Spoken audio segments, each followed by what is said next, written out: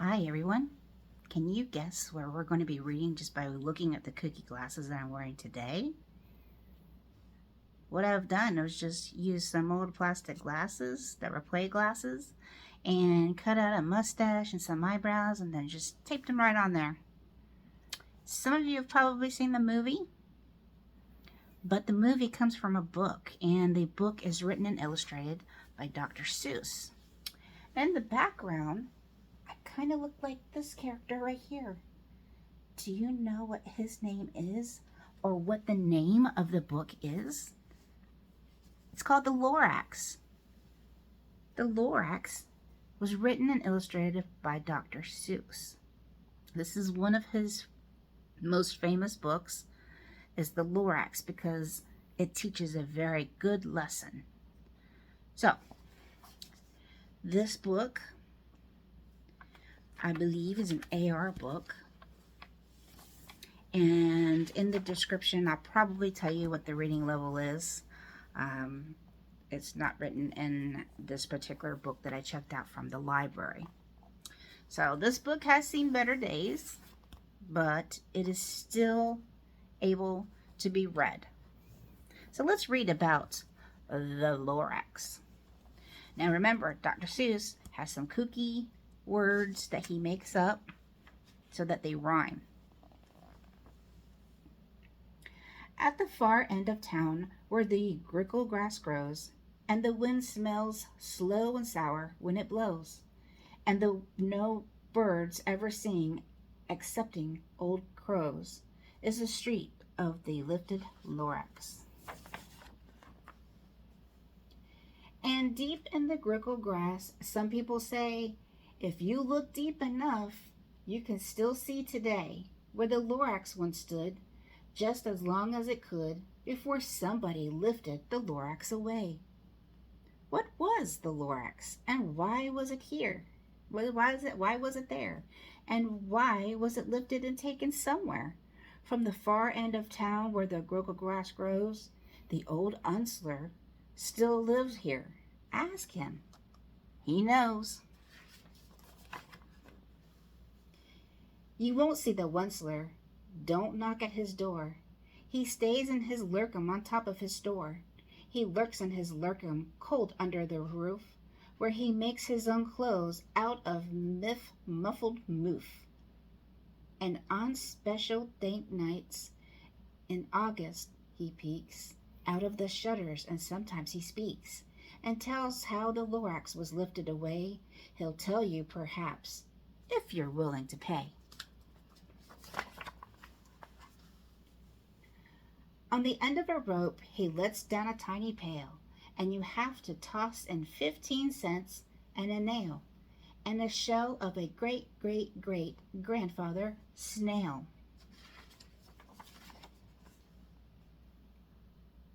Then he pulls up the pail, makes the most careful count to see if you've paid him the proper amount. Then he hides what you paid him away in his snub, his secret strange hole in his grooveless glove. Then he grunts, I will carry you by whisper my phone, for the secrets I tell are for your ears alone. Slop. Down slips the whisper my phone to your ear, and the old Unsler's whispers are not very clear, since they have to come down through the snurgly hose, and he sounds as if he had smallish bees up his nose.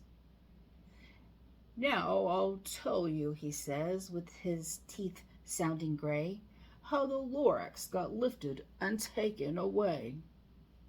It all started way back, such a long, long time back. Way back in the days when the grass was still green, and the ponds were still wet, and the clouds were still clean, and the song of the swami swans rang out in space. One morning I came to this glorious place, and I first saw the trees and the truffula trees, the bright-colored troughs of the truffula trees. mile after mile in fresh morning breeze. And under the trees I saw brown barbaloots frisking about in their barbarous suits, as they played in the shade and ate truffle of fruit. From the rippleless pond came the comfortable sound of the hummingbird fish humming while splashing around. But those trees, those trees, those truffle trees. All my life I'd been searching for trees such as these. The touch of their troughs was much softer than silk, and they had the sweet smell of fresh buttered milk. I felt a great leap of joy in my heart. I knew just what to do. I unloaded my cart. It says the antlers up there. In no time at all I had built a small shop. Then I chopped down a truffle tree with one chop, and with great skillful skill, with great speedy speed, I took the soft tuft and I knitted a thneed.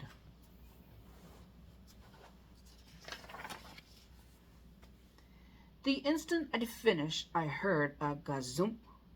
I looked, I saw something pop out of the stump of the tree I chopped down. It was sort of a man. Describe him? That's hard. I don't know if I can. He was shortish and oldish and brownish and mossy, and he spoke with a voice that was sharpy and bossy. Mister, he said with a sawdusty sneeze, I am the Lorax. I speak for the trees. I speak for the trees have no tongues, and I'm asking you, sir, at the top of my lungs. He was very upset as he shouted and puffed. What's that thing you've made out of my truffle truff? Look, Lorax, I said, there's no cause for harm. I chopped just one tree. I am doing no harm. I'm being quite useful. This thing is a thneed, and a thneed's a fine something that all people need. It's a skirt, it's a sock, it's a glove, it's a hat, but it has other uses. Yes, far beyond that. You can use it for carpets, for pillows, for sheets, or curtains or covers for bicycle seats. The Lorax said, Sir, you are crazy with greed. There is no one on earth who would buy that full thneed. But the very next minute I proved he was wrong. For just a minute a chap came along, and he bought that the thneed I had knitted was great. He happily bought it for $3.98. I laughed at the Lorax. You poor simple guy, you never can tell what some people will buy. I repeat, cried the Lorax, I speak for the trees. I'm busy, I told him. Shut up, if you please. I rushed across the room and in no time at all built a radio phone. I had put in a quick call. I called all my brothers and uncles and aunts, and I said, listen here. Here's a wonderful chance for the whole Onsler family to get mighty rich. Get over here fast. Take the road to North Nitch. Turn left at Wee Hawken, sharp right at South Stitch. And in no time at all, in the factory I built, the whole Onsler family was working full tilt. We were all knitting thneeds just as busy as bees, to the sound of the chopping of truffle trees. Uh-oh, they're starting to chop off all the trees. What are they going to do? They're chopping off all the trees, and they're not planting any of them. Nothing to replace them. That is not good for the environment. Then, oh baby, oh, how my business did grow, how choppy one tree at a time was too slow. So I quickly invented my super axe hacker with a whack off four truffula trees at one smacker. We were making needs 4 times as fast as before, and the Lorax, he didn't show up anymore. I tried to warn them.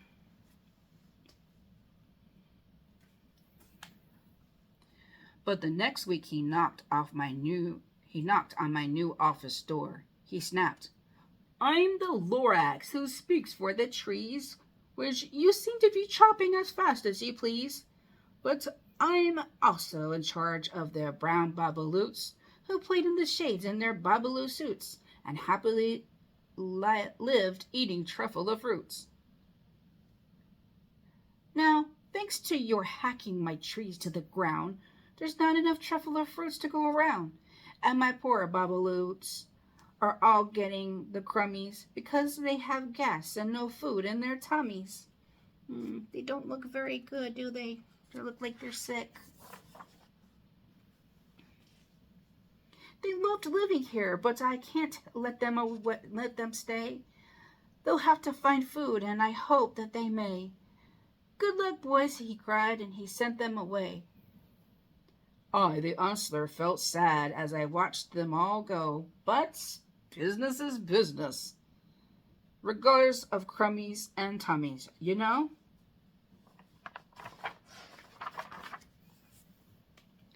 I meant no harm, must truly did not, but I had to grow bigger, so bigger I got. I biggered my factory, I biggered my roads, I biggered my wagons, I biggered the loads of the needs I shipped out. I was shipping them forth, to the south, to the east, to the west, to the north.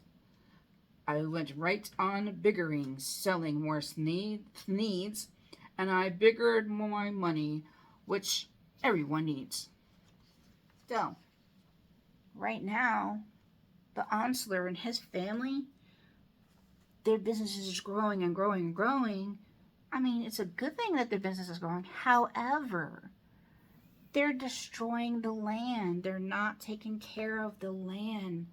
They're not fixing it. They're destroying it. You know, for a tree that you chop, you should be chopping down one tree, but you should also be planting one or more trees in its place. But they're not doing that. Then again he came back. I was fixing some pipes, when that old nuisance Lorax came back with more gripes. "I'm the Lorax," he coughed and whiffed. He sneezed and he muffled, he snarled, he sniffed. "Onsler," he cried with a cruffless croak. "Onsler, you're making such smoggless smoke. My poor smoggy swans. Why, they can't sing a note. No one can sing who has smog in their throat." So now they're not feeling good either. You've got the babaloots. Now you have the swami swans. And even the Lorax is starting to get sick from all the smog. And smog it's all the, like, you get from the fumes of all different places and things, such as like cars. You get, bad fumes that go up in the air. You have factories that have, you can see stuff coming out of their top of their chimneys they have, and they're just coming up, and it's not good for the air.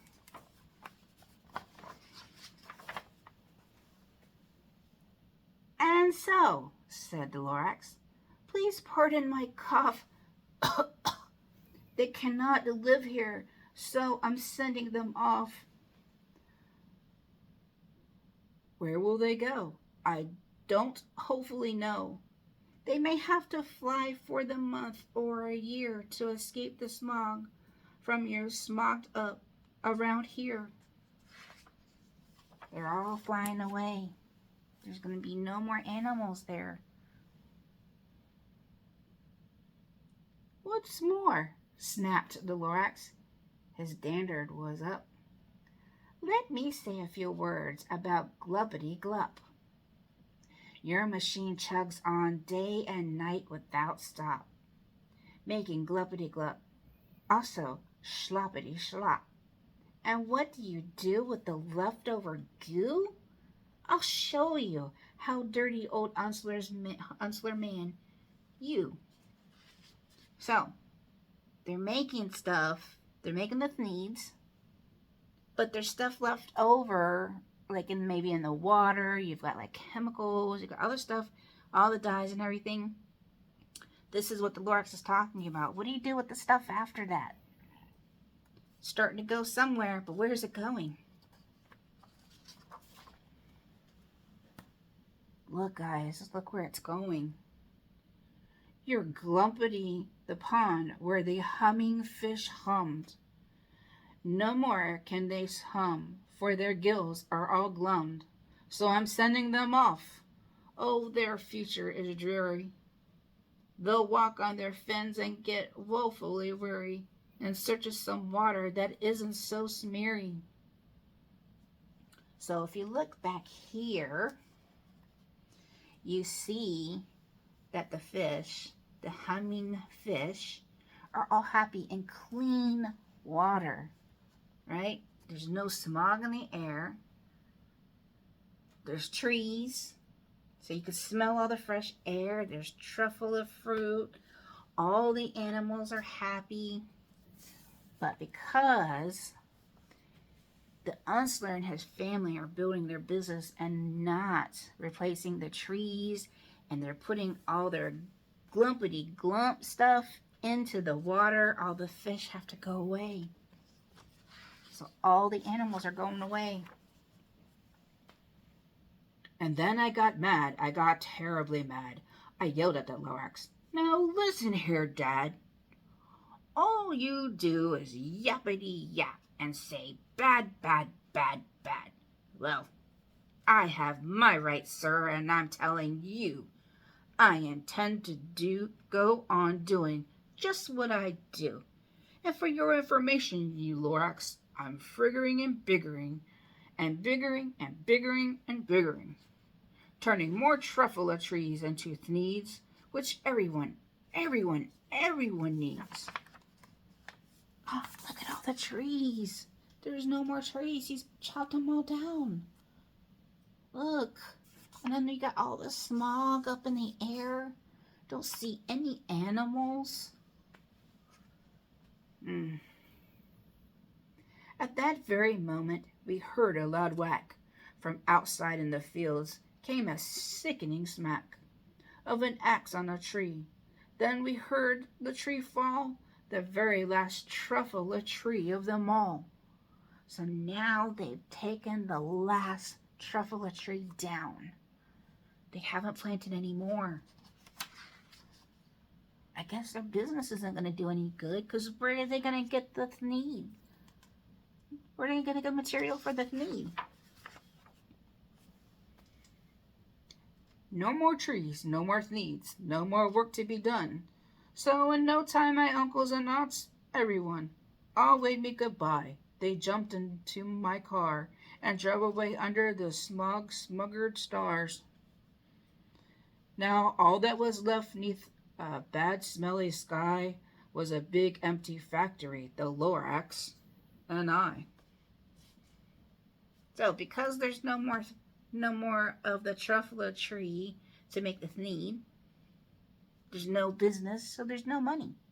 So all his family has left. The Lorax said nothing, just gave me a glance. Just gave me a very sad backward glance. As he lifted himself from the seat of his pants, and I'll never forget the grim look on his face when he hoisted himself and took leave of this place, through a hole in the smog without leaving a trace. So now the animals left, and now the Lorax had left. And all the Lorax left here is a mess. was a small pile of rocks with one word, unless. Whatever that meant, well, I just couldn't guess. So, remember I said in the beginning of the story, let's see if we can go back. I tried to tell you, remember, in the beginning of the story, right? Told you to remember. So the Lorax has left this round circular stone area, a pile of rocks that says, unless.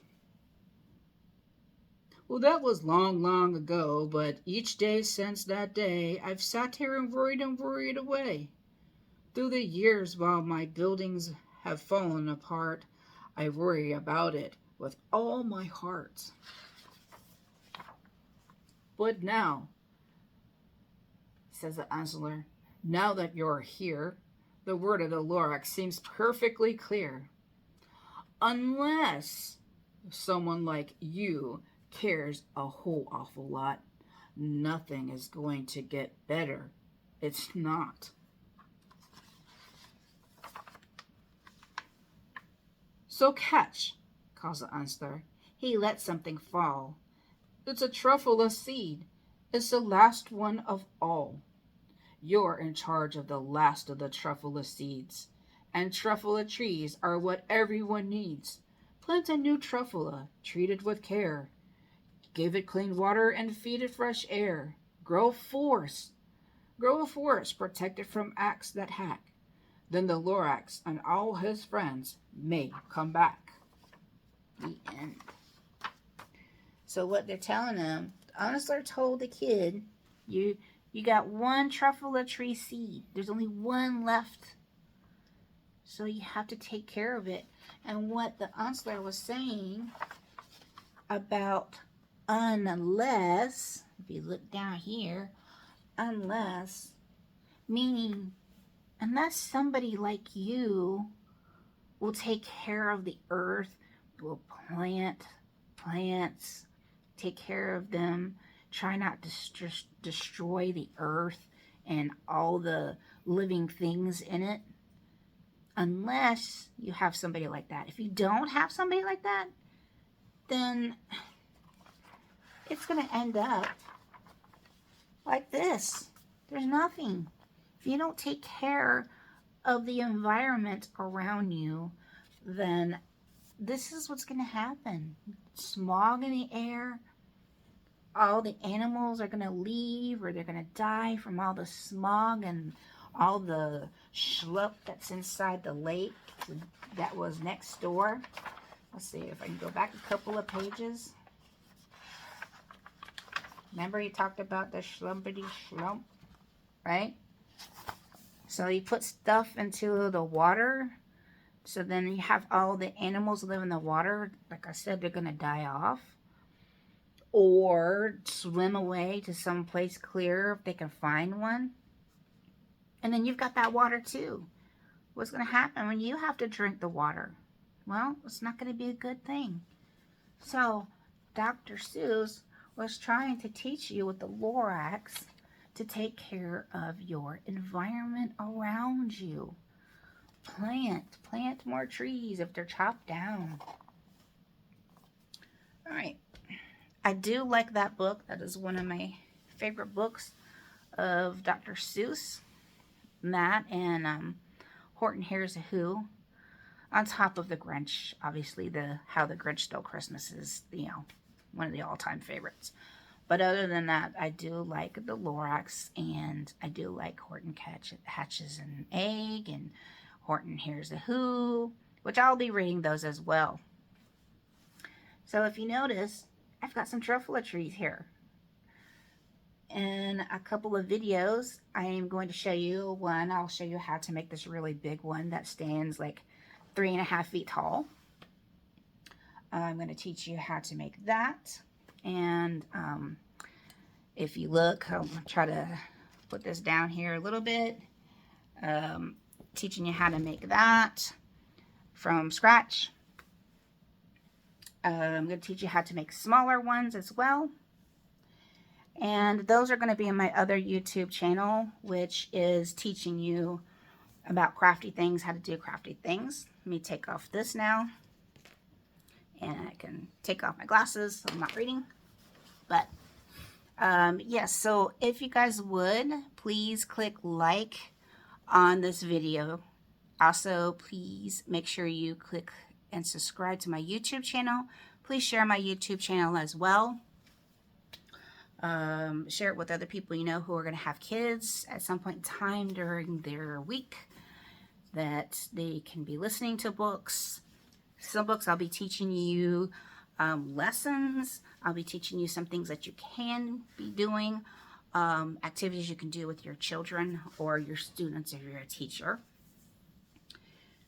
And sometimes I'll be teaching you on, you know, like if they have different levels on, you know, say you have a couple of kids in your home, and, you know, I'll tell you about what you can do with the younger one with the particular book, or what to do with the older child with the book.